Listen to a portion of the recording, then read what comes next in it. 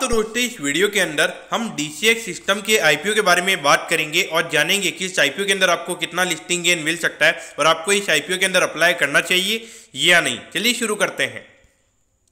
तो देखिए, सबसे पहले अगर हम यहाँ पे रेवेन्यू के नंबर्स की अगर हम बात करेंगे तो पिछले क्वार्टर के कंपैरिजन में 43% से कंपनी के रेवेन्यू के नंबर्स बढ़े हैं और ये नंबर आया है 510 करोड़ पे। तो देखिए, इतना रेवेन्यू बढ़ेगा तो वहाँ पे थोड़ा मार्जिन एक्सपांशन भी देखने को मिलेगा। तो इसीलिए अगर हम प्रॉफिटेबिलिटी की बात करेंगे तो ये नंबर 141% से क्वार्टरली बेसिस पे बढ़ा है और ये नंबर आया है 41 करोड़ पे। तो देखिए, यहाँ पे थोड़ा रेवेन्यू यहाँ पे गलती से मिसटाइप हो गया और उसके अलावा यहाँ पे ये वाई बेसिस नहीं है, ये क्वार्टरली बेसिस है। तो क्वार्टरली बेसिस पे यहाँ पे 141% यानी कि डबल से भी ज्यादा जो कंपनी का नेट प्रॉफिट का नंबर है वो हमें यहाँ पे बढ़ता हुआ नजर आया है।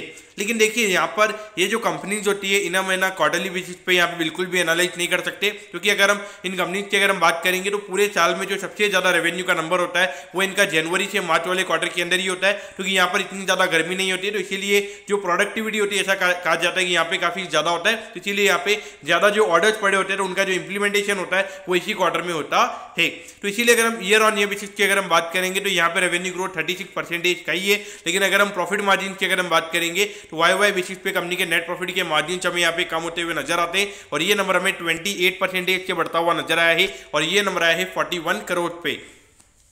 तो ऑल ओवर अगर हम देखेंगे तो यहाँ पे ये कंपनी कोई ज़्यादा महंगी नहीं मिल रही अभी। अगर आप देखोगे, अगर हम पिछले 12 महीने के पी रेशियो के हिसाब से अगर हम बात करेंगे तो 25-26 के लगभग का पी रेशियो हमें यहाँ पे ये कंपनी का नजर आता है। तो अगर अगले साल में अगर 20-25% से अगर कंपनी की अर्निंग बढ़ती है तो वहाँ पे फॉरवर्ड पी की अगर हम बात करेंगे तो 20-21 का फॉरवर्ड पी हमें यहाँ पे कंपनी का नजर आता है। लेकिन देखिए, जब कंपनी का आईपीओ आया था तो अगर आप देखोगे 319 के लगभग का हाई बनाया था, तो वहाँ से अगर आप देखोगे अराउंड 30-40% का करेक्शन ऑलरेडी यहाँ पे हो चुका है। और अगर हम लो की अगर हम बात करेंगे तो लो से अराउंड 20-25% की रिकवरी ऑलरेडी हमने यहाँ पे देख ली है। यहाँ पर आपको क्या करना चाहिए, तो देखिए मेरे ख्याल से अभी जो अप्रैल से लेके अगर हम नवंबर वाले क्वार्टर तक की अगर हम बात करेंगे, नवंबर नहीं सितंबर वाले क्वार्टर तक की अगर हम बात करेंगे तो वहाँ पे इतना ज़्यादा रेवेन्यू के नंबर्स नहीं होते, क्योंकि जब इतना ज़्यादा असेंबलिंग वगैरह का काम नहीं होता है, क्योंकि जब गर्मी वगैरह काफ़ी ज़्यादा होती है तो उसके बाद में बारिश वगैरह आ जाती है तो इतना ज़्यादा इनका काम नहीं होता। तो अभी अगर आप देखोगे तो अगले क्वार्टर में जो अभी जितना कंपनी ने रेवेन्यू रिपोर्ट किया तो उतना रेवेन्यू कंपनी का नहीं आएगा और जैसे ही रेवेन्यू गिरेगा तो वहाँ पे प्रॉफिटेबिलिटी आपको काफ़ी ज़्यादा तरीके से गिरती हुई नजर आएगी। तो इसीलिए अभी जो 41 करोड़ का नंबर आया है तो इसको आप मल्टीप्लाई बाय 4 नहीं कर सकते, क्योंकि अगले 2 क्वार्टर में कंपनी चाह के भी इतना प्रॉफिट नहीं कर पाएगी। कंपनी के जो नंबर्स होंगे मुझे लगता है कि अराउंड 30 करोड़ के लगभग ही अगले आने वाले 2 क्वार्टर्स में कंपनी के हमें नजर आएंगे।